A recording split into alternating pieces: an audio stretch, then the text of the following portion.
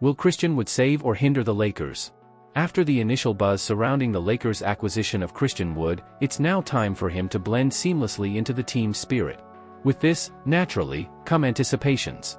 More than just the assigned role, it is vital that Wood and the team develop a cohesive understanding. This lack of mutual understanding has been an obstacle for him in his tenure on previous teams. There seemed to be a supposed mutual agreement, but that notion was quickly destroyed, leading to his less-than-stellar reputation during his stints with the Rockets and Mavericks of late. Additionally, Wood began to gain notoriety as a player who is more focused on personal statistics than team success. Whether this perception is valid is still up for debate. To dispel such beliefs, Wood will have to surpass the expected results for the Lakers this season, both in gameplay and his behavior off the court. Failure to do so could compromise your chances of consolidating a prominent position in the league. With this scenario, it is crucial to investigate the likely expectations that the Lakers may have from Wood for next season and assess his potential to rise to the occasion. Let's first unpack the extrajudicial expectations set for Christian Wood. Surprisingly, this may outweigh his contributions on the court. Understanding the dynamics is not really a difficult task. The Lakers and Christian Wood were clearly in negotiations, mapping out a specific role for him for a considerable time. Now that the nuances seem resolved, it's up to Wood to fulfill his commitments. On a team like the Lakers, with their eyes set firmly on the championship prize, there is minimal room for discontent or discord.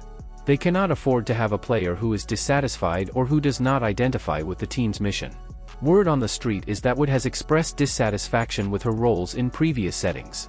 But such an attitude cannot find space in a setup like the Lakers. He hasn't had the privilege of being part of a top-tier competitor until now. This stint with the Lakers will be his chance to prove himself on that scale. It is imperative that he not disturb the sanctity of the locker room environment. If the position he envisions for himself does not materialize exactly as imagined, his focus must remain on collective success and not on individual concerns. Whether the rumor about him being a locker room disruptor is entirely accurate or slightly inflated remains a matter of debate. However, even a modicum of truth in these speculations cannot be repeated with the Lakers. The roadmap is clear for him and for us: integrate seamlessly into whatever capabilities the team requires. If he does this without grumbling or self-centeredness, I'm sure he will be considered a key player and perception of him will change positively in just 1 year. However, there is room for optimism. A stronger commitment from Wood, combined with the support of a more competent defensive team, could see a significant transformation in his defensive game. The Lakers offer exactly that environment. With players like Jared Vanderbilt, a formidable wing defender, and possibly Anthony Davis, an undeniable defensive force, on his side, the burden on Wood's defensive contributions will be relatively less compared to his time in Dallas.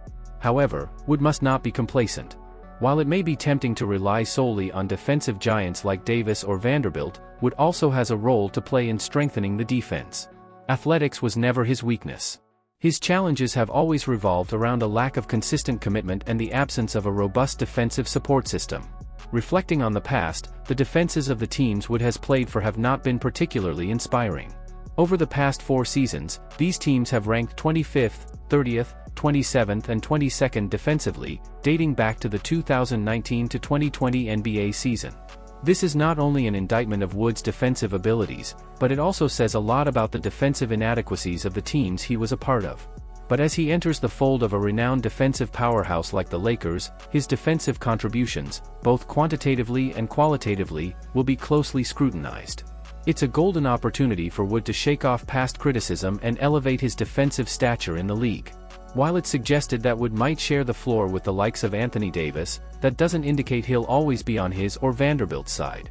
There will inevitably be periods when Wood will occupy the central position in his absence, taking on a heavier defensive responsibility.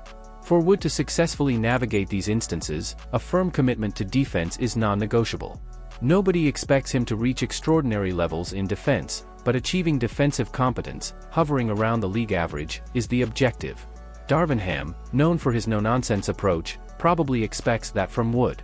Players like Mo Bamba, Thomas Bryant and Wenyen Gabriel felt the cold embrace of the bench as their defensive contributions diminished under Ham's watch.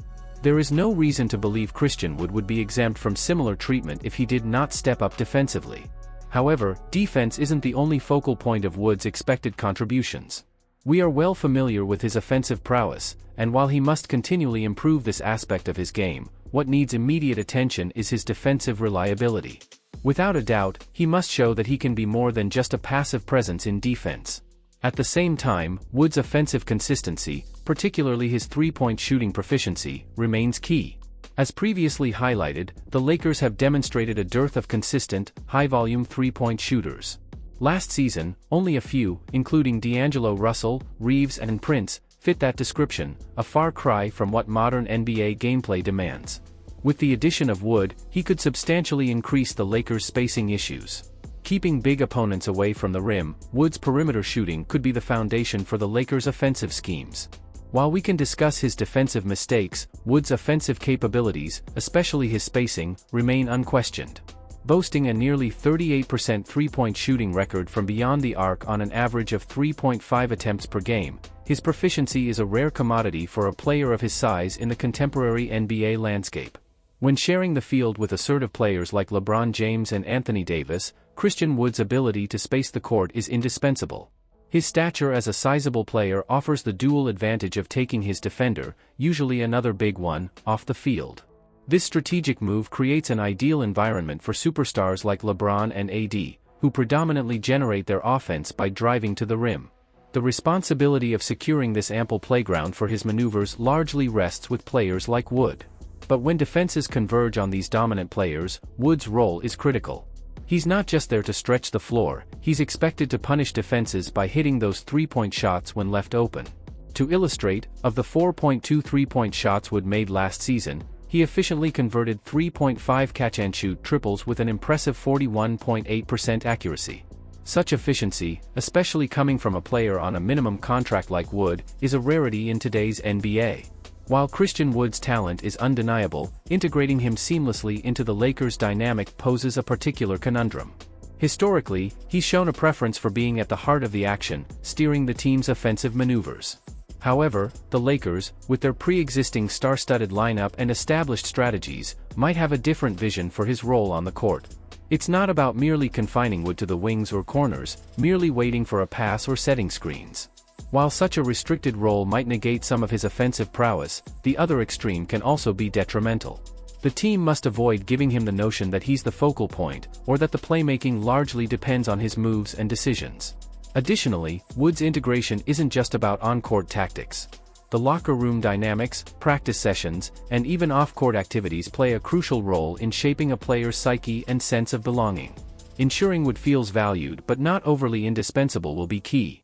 It's a matter of making him realize that while he's an important piece of the puzzle, the picture is vast, and every piece has its unique place and purpose. The Lakers have a golden opportunity in their hands. Wood's addition can either elevate the team to new heights or create unforeseen challenges. With careful management, clear communication, and mutual respect, both the team and Wood can benefit immensely from this collaboration. I invite you to dive into the comments section, leave your point of view, and let's continue this topic. Thanks for watching until the end. See you in the comments.